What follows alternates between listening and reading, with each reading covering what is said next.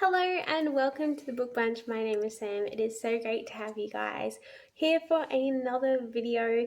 Today I'm going to be talking about some middle grades that I recommend. I had a pretty good time this last week reading some. I'm obviously not the intended age group, so my ratings might seem a little bit low just because of that.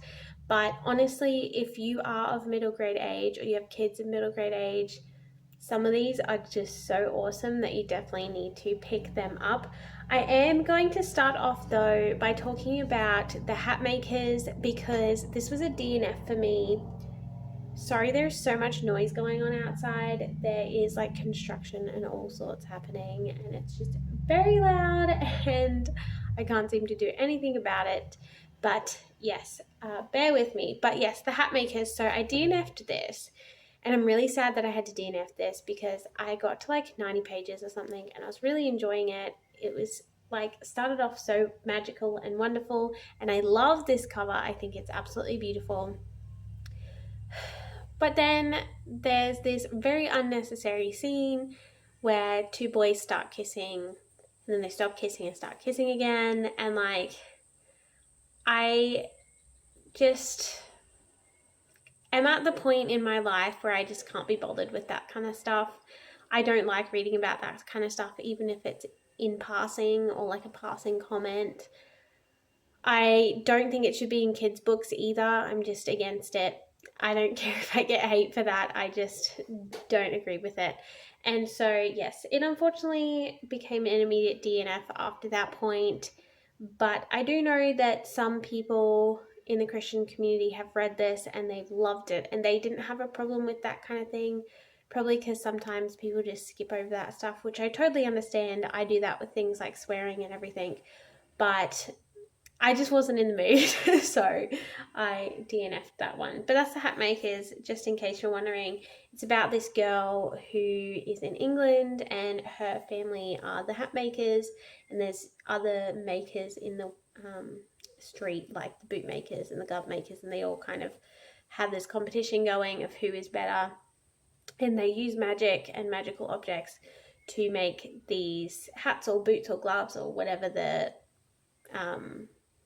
family is from, and they allow people to do different things. So at the start, the hat makers have been commissioned to make a hat for the king that will help him to concentrate, and so they try and collect all these things to make hats to do with that. And we start off the story with her and her finding out that her dad has been lost at sea, and she just won't accept that as the truth. So we kind of go with her as she tries to find her dad and prove that he is still alive. So that is the Hat Makers. Like I said, I DNF'd it, but each to their own.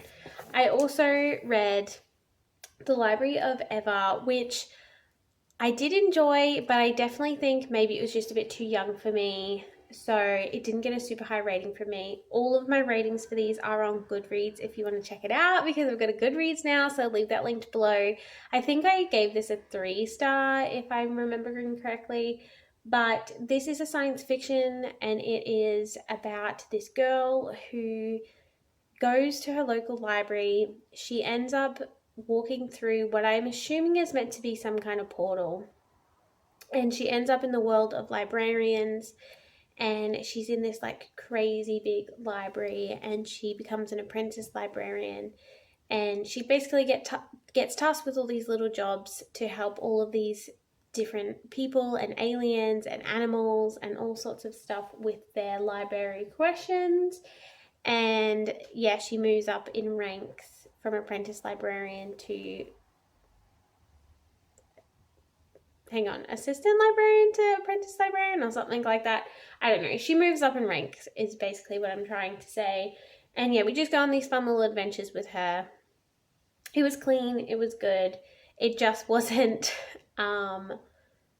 really gripping if you're of the older age, because it was a bit simple and all of the conflicts were very quickly resolved.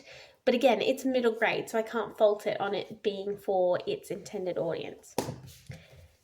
Then there was Mr. Lemoncello's Library. Escape from Mr. Lemoncello's Library. This one was a lot of fun, but the first like 70 pages is really slow and a little bit boring. It's trying to give you a bit of insight into the main characters and like the backstory, I guess, but it doesn't actually get good until after 70 pages. So if you do read it, I recommend bear with it, even if you're a bit bored, until page like 70, around there. And then once they kind of get into the library, it does pick up. So just wait till you get to that point, see if you still don't like it then, and kind of go from there. But I really enjoyed it after that point. It's basically about these 12-year-olds who get the opportunity to sleep in this new library overnight. And this new library is made by this guy who invents all these board games and video games and puzzles and stuff. And the library is a big puzzle, it's a big game. And at the, like, they wake up the next morning after they've been in the library all night, and they get told that they can stay for another 24 hours as part of this competition, and they have to try and solve these puzzles in the library in order to find the alternate exit. And it's just a lot of fun. It teaches them about like it's better to work together than work on your own, and like all of that kind of stuff. And yeah, it's just a lot of fun. It's definitely written for people who love libraries and have a love for libraries, or want their kids to have a love for libraries, because the whole purpose of the library having all these puzzles is to teach these kids how to use their library properly and how to make the library fun, I guess, is how you would say it, and like how books can be fun even if you're not a reader and stuff like that. So that is Escape from Mr. Lemonchello's Library. I then read The Vanderbeekers of 141st Street. I did love this. This I would probably put in like contemporary fiction kind of genre, but it's clean and it is about the Vanderbeeker family. They have 5 kids, 2 adults. They live in this old school apartment in, I want to say it was New York, but I can't really remember now. And yeah, they live in this apartment building, but it is like a few days before Christmas, and they've just been told by their landlord that he won't be renewing their lease, and they have 11 days to vacate the property.